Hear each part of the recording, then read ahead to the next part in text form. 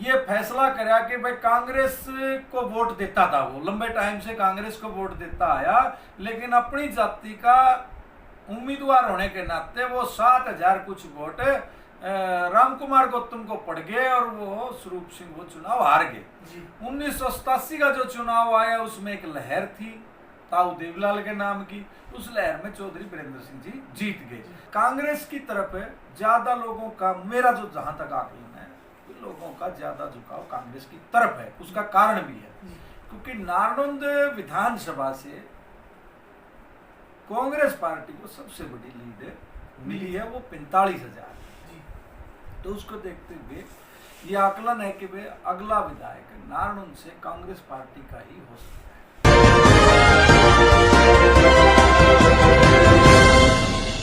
Active India में आपका हार्दिक स्वागत है। मैं शंकर धीवा। आपको बताऊं कि हमने एक प्रोग्राम लॉन्च किया है, राजनीति की पाठशाला। जैसा कि लोकसभा चुनाव बीता, उसके बाद में 3 महीने बाद हरियाणा के अंदर विधानसभा चुनाव है, तो हम चाहते हैं कि 90 की 90 विधानसभा चुनाव पे एक सटीक विश्लेषण किया जाए। उसी को मद्देनजर हमने राजनीति की पाठशाला प्रोग्राम लॉन्च किया है और एक्टिव इंडिया न्यूज़ पर आप हर दिन एक विधानसभा का सटीक विश्लेषक आप देख सकते हो। उसी मद्देनजर आज पहुंचे हम नारनौंद के अंदर और आपकी मुलाकात कराएंगे पवन खंडा जी से। राजनीति की बारीकियों से नजर रखते हैं। पिछली बार की बात करूं, कैप्टन अभिमन्यु भारतीय जनता पार्टी से और दादा रामकुमार गौतम जेजेपी से लगातार टक्कर भी रही और दादा ने बाजी मारी। दुष्यंत चौटाला की हवा थी। इस बार किस तरह की हवा चल रही है नारनौंद में, वह भी जानेंगे और आने वाले 3 महीने के अंदर जो चुनाव है किस पार्टी का दबदबा है वह भी जानेंगे। तो पवन खंडा जी से बात करेंगे सीधे तौर पे और नारनौंद विधानसभा के बारे में चर्चा करेंगे। सर नमस्कार। नमस्कार शंकर जी, आपको भी और आपके दर्शकों को भी, एक्टिव इंडिया न्यूज़ को भी ढेर सारी शुभकामनाएं और आपका चैनल दिन दुगनी रात चौगुनी तरक्की करे। जैसा कि आपने कहा कि नारनौंद विधानसभा जो सीट है ये 1951 से वर्चस्व में आई, ये सीट बनी और इसका बड़ा रोचक मुकाबला है क्योंकि नारनौंद विधानसभा की जो राजनीति है वो घूमती है नारनौंद गांव और खांडाखेड़ी गांव के बीच में। या तो विधायक बनता है नारनौंद का या विधायक बनता है खांडाखेड़ी का। 1-2 बार को छोड़ दिया जाए, चाहे वो एक बार विधायक राम भगत जी हैं मसूदपुर से हैं, सरोज मोर वो बास से हैं, अन्यथा नारनौंद का जो विधायक बना है वो या तो नारनौंद गांव का बना है या खांडाखेड़ी गांव का बना है। आज जो आपने जिक्र किया कि वो वर्तमान में विधायक जो रामकुमार गौतम जी वो जेजेपी के हैं जी, और उसके सामने कैप्टन अभिमन्यु जी, वो खांडाखेड़ी से बिलोंग करते हैं और 2014 से 19 तक ये नारनौंद से विधायक रहे और फाइनेंस मिनिस्टर रहे, वो दूसरे नंबर पर रहे। यानी मेरा कहना तात्पर्य है कि नारनौंद गांव से हैं रामकुमार गौतम और खांडाखेड़ी गांव से हैं कैप्टन अभिमन्यु। तो पूरी नारनौंद की अब तक 16 विधानसभा चुनाव हो चुके हैं, 16 एमएलए बन चुके हैं नारनौंद से। उनमें तकरीबन मुकाबला खांडाखेड़ी और नारनौंद गांव का हुआ है। आज नारनौंद का अगर हमें राजनीतिक विश्लेषण करें तो पहला जो 1951 का जो विधानसभा चुनाव था वो गांव खांडाखेड़ी वर्सेस गांव खांडाखेड़ी, यानी स्वरूप सिंह कांग्रेस पार्टी के उम्मीदवार थे और गांव खांडाखेड़ी से ही जमींदार पार्टी के सूरजमल जी थे। दोनों के अंदर बड़ा जबरदस्त मुकाबला हुआ, लेकिन उस मुकाबले में स्वरूप सिंह जीत गए, कांग्रेस पार्टी की जोड़ी में वो सीट गई और जमींदार पार्टी के सूरजमल जी 1,000 कुछ वोटों से वो हार गए। उससे जो अगला जो मुकाबला था 1962 का, वो भी बड़ा रोचक मुकाबला था। जो हमारी आज वर्तमान में सिरसा से सांसद है कांग्रेस पार्टी की और वो बड़े मार्जिन से लोकसभा चुनाव जीतती है, वो गांव खांडाखेड़ी की भांजी है। चौधरी दलबीर सिंह जी वो खांडाखेड़ी ब्याह रखे हैं और 1962 में दलबीर जी ने चुनाव लड़ा नारनौंद से और उनके मुकाबले में गांव खांडाखेड़ी के ही अमर सिंह धानक जी जिन्होंने चुनाव लड़ा।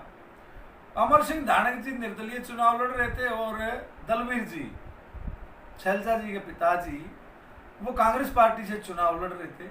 तो इस चुनाव में निर्दलीय उम्मीदवार अमर सिंह की जीत हुई और दलबीर सिंह जी की हार हुई जी।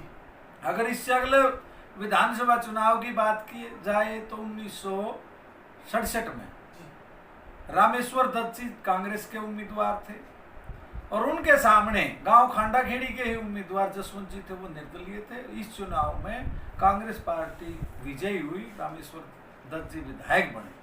68 की बात की जाए तो 68 के अंदर जोगिंदर सिंह जोग जी जो छान गांव से संबंधित है और आज छान गांव उकलाना विधानसभा में आता है, पहले नाड़ुन विधानसभा में आता था। जोगिंदर जोग जी 1968 में भी विधायक बने, उसके बाद 1972 में भी बने। 1968 में स्वतंत्र पार्टी से बने, 1972 में वो कांग्रेस पार्टी से बने जी। तो उसके बाद 1977 का चुनाव, 1982 का चुनाव, 1987 का चुनाव और 1991 का चुनाव, इन चारों चुनाव में एक ही उम्मीदवार जीता, चौधरी वीरेंद्र सिंह जी जो नारायण से बिलोंग करते हैं। और इन चारों चुनाव में 3 चुनाव में चौधरी स्वरूप सिंह जी जो खांडाखेड़ी से हैं वो चुनाव कांग्रेस पार्टी की टिकट पर लड़े, दूसरे नंबर पर रहे जी। चौथा जो चुनाव 1991 का वो गांव खांडाखेड़ी के ही जसवंत जी उन्होंने लड़ा कांग्रेस पार्टी की टिकट पे और जनता दल पार्टी की टिकट पे वीरेंद्र सिंह ने लड़ा और वो बड़ा एक रोचक मुकाबला था ये 1991 का और उसमें 38 वोटों से, सिर्फ 38 वोटों से चौधरी वीरेंद्र सिंह जी वो चुनाव जीते। उसके बाद 1996 के अंदर जो चुनाव आया, 1996 के चुनाव में हरियाणा विकास पार्टी की टिकट पे चौधरी जसवंत सिंह जी ने चुनाव लड़ा और कांग्रेस की टिकट पे वो पार्टी छोड़ चुके चौधरी वीरेंद्र सिंह जी और उन्होंने कांग्रेस ज्वाइन कर ली और कांग्रेस की टिकट पर उन्होंने चुनाव लड़ा। तो एक बड़े मार्जिन से चौधरी जसवंत सिंह जी ने चौधरी वीरेंद्र सिंह जी को हराया, 10,000 का अंतर था जीत का। उसके बाद 1996 के बाद जो 2000 का चुनाव है वो भी कांग्रेस पार्टी की टिकट पर चौधरी वीरेंद्र सिंह जी ने लड़ा और सामने 2000 के विधानसभा चुनाव में एक निर्दलीय उम्मीदवार जिसका मैंने पीछे भी जिक्र किया था कि वो मसूदपुर से राम भगत जी शर्मा जी हैं, उन्होंने निर्दलीय चुनाव लड़ा और वो 2773 वोटों से विजयी हुए। यानी एक ऐसा मंत्री, एक ऐसा विधायक जो लगातार 4 बार चुनाव जीतता आया, वो चाहे 77 का था, 82 का था, 87 का था या 91 का था, उसके चुनाव में उसके राजनीतिक भविष्य पे उसकी जो जीत थी, उसकी जीत पर जो ब्रेक लगने शुरू हुए वो 1996 से शुरू होकर न 2000 तक। उसके बाद 2005 का विधानसभा चुनाव आया और उस चुनाव में चौधरी वीरेंद्र सिंह जी के लड़के डॉक्टर अजय चौधरी जी जो आज AICC के मेंबर हैं और पार्टी के बड़े बढ़िया ईमानदार सच्चे सिपाही हैं, उन्होंने चुनाव लड़ा। यह चुनाव भी बड़ा रोचक था। इस चुनाव में जीत हुई, राम कुमार गौतम जी बीजेपी की टिकट पे थे, उनकी विजय हुई। लेकिन इस चुनाव में राम कुमार गौतम जी लगातार नारनौंद विधानसभा से कई चुनाव लड़ते आ रहे थे और कई चुनाव में उनकी जमानत जब्त होती आ रही थी और राम कुमार गौतम जी ने ये चुनाव जीता और ये कह के वोट मांगे लोगों से कि मेरा ये आखिरी चुनाव है, मेरे को लाकड़ी दे दो, गुस्सा दे दो या फिर मेरे को वोट दे दो। लोगों ने भावना में बह के राम कुमार गौतम जी को वोट दी और वो 1399 वोटों से विजयी हुए और दूसरे नंबर पे INLD प्रत्याशी सरोज मोर थी, तीसरे नंबर पर डॉक्टर अजय चौधरी जी थे। ये बड़ा रोचक मुकाबला था 2005 के विधानसभा चुनाव का। उसके बाद चुनाव आया 2009 का। राम कुमार गौतम जी जो बीजेपी के टिकट पर चुनाव लड़े थे 2005 का विजयी हुए थे, उन्होंने पार्टी छोड़ के कांग्रेस पार्टी को ज्वाइन कर लिया और कांग्रेस पार्टी की टिकट पर वो चुनाव लड़े 2009 का। INLD की जो प्रत्याशी थी पिछले जो चुनाव में जो 1399 वोटों से हार गई थी, उसने दोबारा फिर INLD की टिकट पर चुनाव लड़ा। अब एक उम्मीदवार INLD का है, सरोज मोर है जो पिछला चुनाव हार चुकी है, एक उम्मीदवार कांग्रेस का राम कुमार गौतम जो पिछला विधायक है। तो ये जो उम्मीदवार इस चुनाव में आए, तीसरा जो एक एंट्री हुई इन दो तो थे पिछले चुनाव में भी, लेकिन एक तीसरी एंट्री हुई खंडाखेड़ी के कैप्टन अभिमन्यु की, जिसने वो बीजेपी की टिकट पे चुनाव लड़ा। तो ये चुनाव भी बड़ा त्रिकोणीय था, बड़ा रोचक मुकाबला था। इसके अंदर विजयी सरोज मोर्जी हुई, जिसकी 10,000 प्लस वोटों से जीत हुई। दूसरे नंबर पर 38,000 वोट लेके राम कुमार गौतम जी दूसरे नंबर पर रहे। तीसरे नंबर पर 37,000 वोट लेके कैप्टन अभिमन्यु जी रहे। इसके बाद 2014 का विधानसभा चुनाव आया। 2014 के विधानसभा चुनाव में पिछले जो उम्मीदवार थे, राम कुमार गौतम जी थे, वो पार्टी छोड़ के निर्दलीय चुनाव लड़ रहे थे। सरोज मोर की जगह राज एसपी जी चुनाव लड़ रहे थे, उनके घर वाले। और कैप्टन अभिमन्यु बीजेपी की टिकट पर, यानी एक बीजेपी का उम्मीदवार कैप्टन अभिमन्यु और इनेलो की तरफ से राज सिंह मोर। और जो पिछला चुनाव राम कुमार गौतम ने कांग्रेस पार्टी की टिकट पर लड़ा था, वो आप इस बार निर्दलीय चुनाव लड़ रहे थे। ये चुनाव भी बड़ा रोचक था और इस चुनाव में विजयी हुई कैप्टन अभिमन्यु जी की।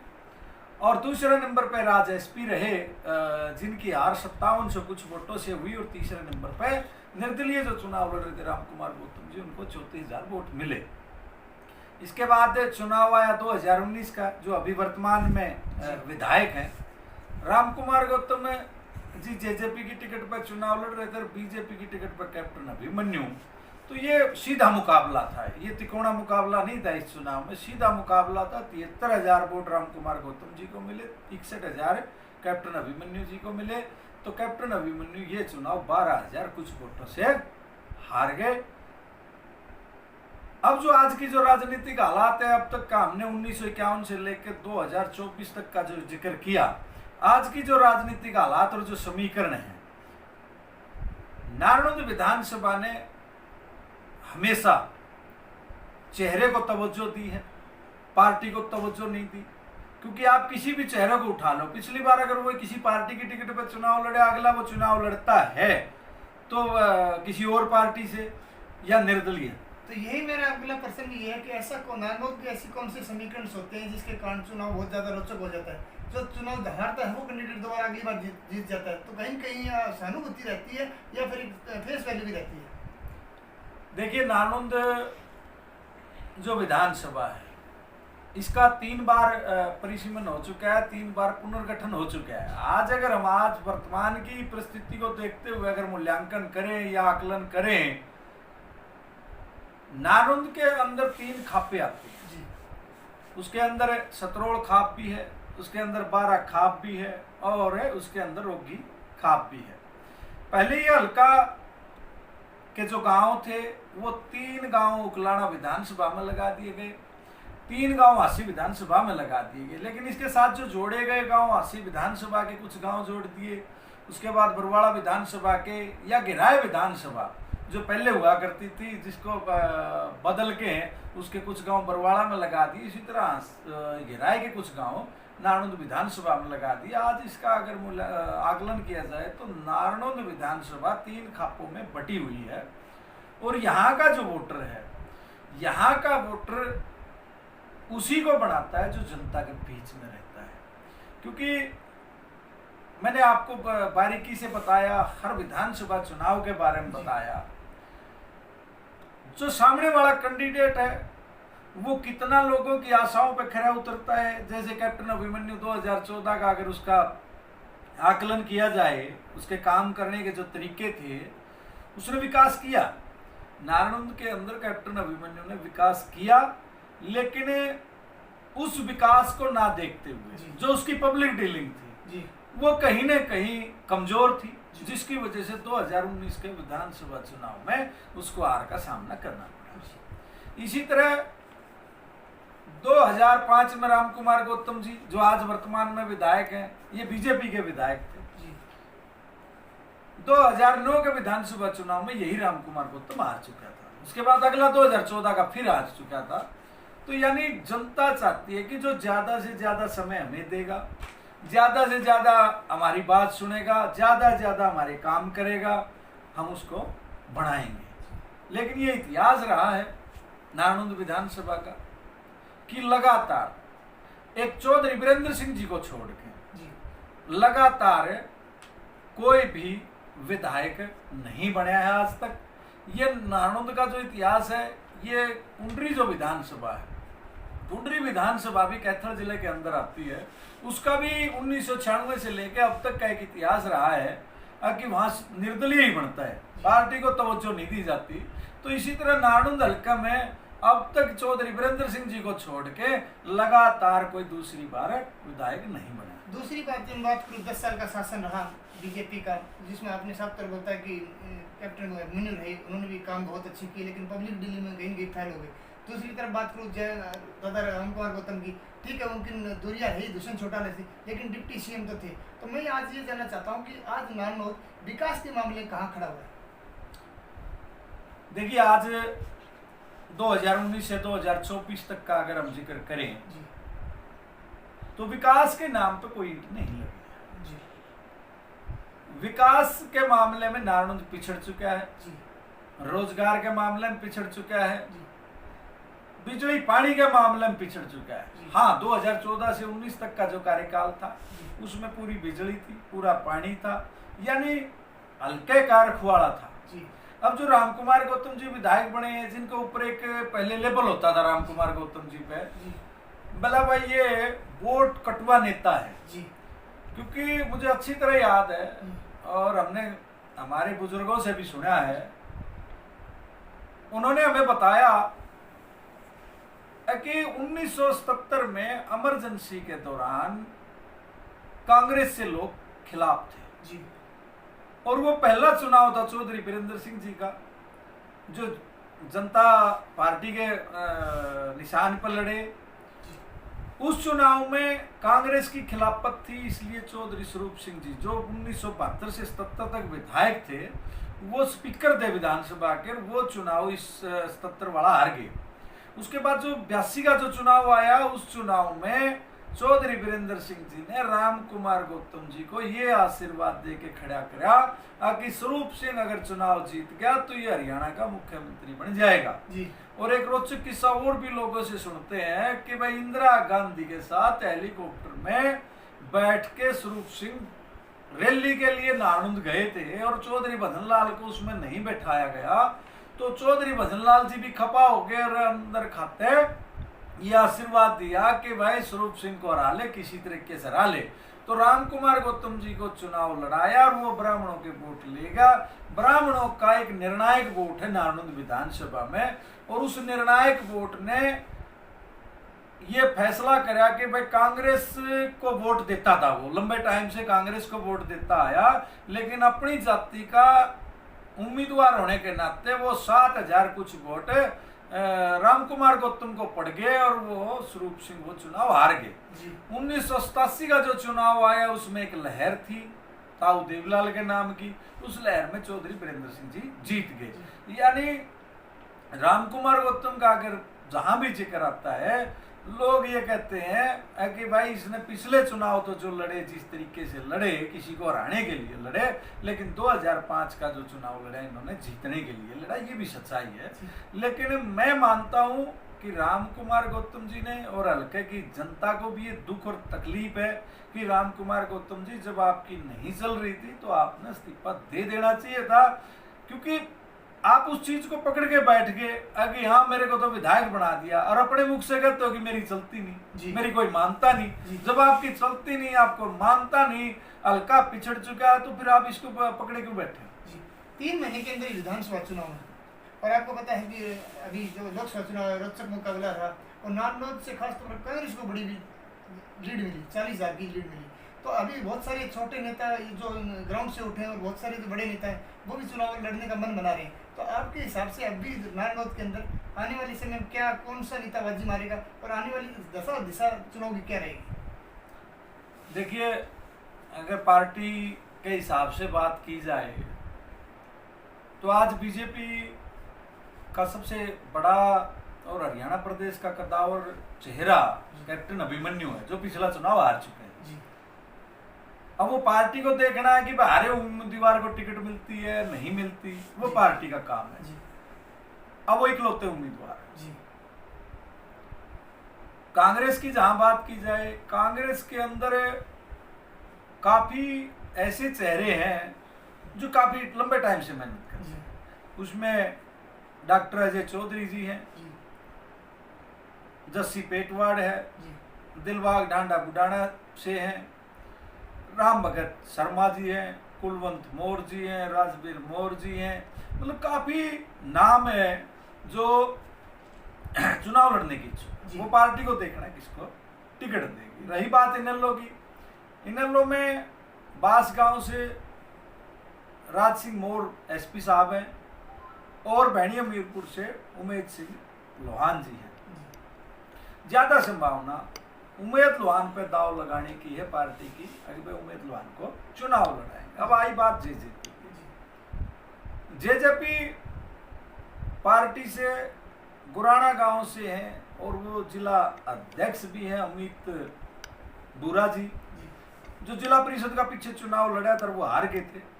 वो भी पार्टी के उम्मीदवार हो सकते हैं जेजेपी की तरफ से।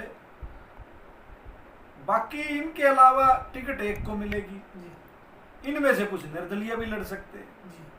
मतलब हालात और परिस्थितियां आज के दिन ये हैं कि जिस तरह लोकसभा चुनाव के जो रिजल्ट आए थे, मुझे लगता है कि विधानसभा चुनाव के रिजल्ट भी ऐसे ही आने की संभावना है। लोगों का जो मन बना हुआ है कि भाई हम इस प्रदेश के अंदर जो 2 प्लान से बीजेपी की सरकार है और कांग्रेस की तरफ है, ज्यादा लोगों का, मेरा जो जहां तक आकलन है, लोगों का ज्यादा झुकाव कांग्रेस की तरफ है। उसका कारण भी है क्योंकि नारनौंद विधानसभा से कांग्रेस पार्टी को सबसे बड़ी लीड मिली है, वो 45,000। तो उसको देखते हुए ये आकलन है कि भाई अगला विधायक नारनौंद से कांग्रेस पार्टी का ही हो सकता है। अंत में मेरा एक ही प्रश्न है कि आपको ऐसे कौन से 3 काम लग रहे हैं जिसको प्रायोरिटी में मानते हो, क्योंकि आप किसानों की आवाज़ भी सुनते हो, आप युवाओं के अंदर भी रहते हो, तो आपको ऐसे कौन से काम महसूस हो रहे हैं कि नारनौंद के अंदर ये 3 काम प्रायोरिटी में कोई भी विधायक बने, किसी पार्टी का बने, लेकिन यदि ये हो जाए तो आने वाले समय में नारनौंद विकास की तरफ अग्रसर हो सकता है? देखिए, नारनौंद विधानसभा एक ग्रामीण विधानसभा और ग्रामीणों को एक रेल की जो सुविधा है वो 80 से जींद है। अगर 80 से जींद जोड़ दी जाए, जो कि लंबे टाइम से नेता कहते आ रहे हैं। 2014 में जब फाइनेंस मिनिस्टर कैप्टन अभिमन्यु थे तो उन्होंने भी कहा था कि मैं रेलवे लाइन लेके आऊंगा, लेकिन वो अपना कार्यकाल पूरा कर चुके हैं, अगला चुनाव हार भी चुके हैं, वो रेलवे लाइन नहीं आई। ये बात आज से नहीं, कम से कम भी 20 साल से ये है कि अगर जींद और 80 को जोड़ दिया जाए तो इस बीच में नारनौंद आता है तो लोगों को ज़्यादा सुविधाएं होंगी। दूसरी जो मांग है नारनौंद की कि नारनौंद एक कस्बे का विस्तार होता जा रहा है, बड़ा होगा, तो बड़ा होने के नाते ये नगर पालिका बनी हुई है यहाँ, तो एक बाईपास की बड़े लंबे समय से मांग है। वो बीजेपी की दूसरी प्लान भी पूरी हो चुकी है, उससे पहले कांग्रेस की भी हो चुकी है। तो इस पर किसी भी पार्टी नेता ने ज़्यादा जोर नहीं दिया। तो आज नारनौंद के अंदर अगर बाईपास बन जाए तो अंदर शहर से जाम से छुटकारा मिल जाएगा। तीसरी, जिस तरीके से फतेहाबाद के अंदर, सिरसा के अंदर, रोहतक के अंदर, सोनीपत के अंदर, कैथल के अंदर इन जिलों में पानी की भरमार है, नारनौंद के अंदर सबसे बड़ी दिक्कत है कि नारनौंद का एक हिस्सा जो कि सतरोल खाप की तरफ वाला है, उसमें जो नहरों में पानी चलता है, वो नहरों में पानी 40 दिन में 42 दिन में आता है। तो ये जो भाखड़ा का जो पानी है, जिस तरीके से महीने में 20 दिन 25 दिन चलता है, तो इसी तरह पानी भी उस क्षेत्र में अगर मिले तो किसानों की दशा सुधर सकती है। 3 चीजें हैं, रेल है, पानी है और बाईपास है, ये 3 बड़ी समस्या। बहुत बहुत धन्यवाद। धन्यवाद। तो आज हमारे साथ थे पवन खंडा जी, और आज हमारा पहला जो चैप्टर था, सब तो हमने बताया कि राजनीति की पाठशाला हमने शुरुआत की, और आपको पहले हमने नारनौंद के बारे में विस्तार से बताया। और हम ये चाहते हैं कि हर विधानसभा की हम इसी तरह विश्लेषण करें। और आप लोगों से यही प्रार्थना कि आप लोग कमेंट्स के माध्यम से जरूर बताएं कि आपको हमारी राजनीति की पाठशाला प्रोग्राम कैसा लगा, और यदि इसमें किसी तरह का सुझाव आप चाहते हैं, किसी तरह का आप चाहते हैं कि इसमें बदलाव हो या और तरह की जानकारी आपके पास हो, तो आप कमेंट के माध्यम तक हम तक पहुँचे, ताकि आने वाले समय में हम राजनीति की पाठशाला का आने वाले विधानसभा क्षेत्र में जो हम जाएंगे तो उसके अंदर आपको बताऊं कि हम उसमें बदलाव कर सकें या उसके अंदर और सुधार कर सकें। तो बने रहिए एक्टिव इंडिया के साथ, तब तक के लिए जय हिंद जय भारत।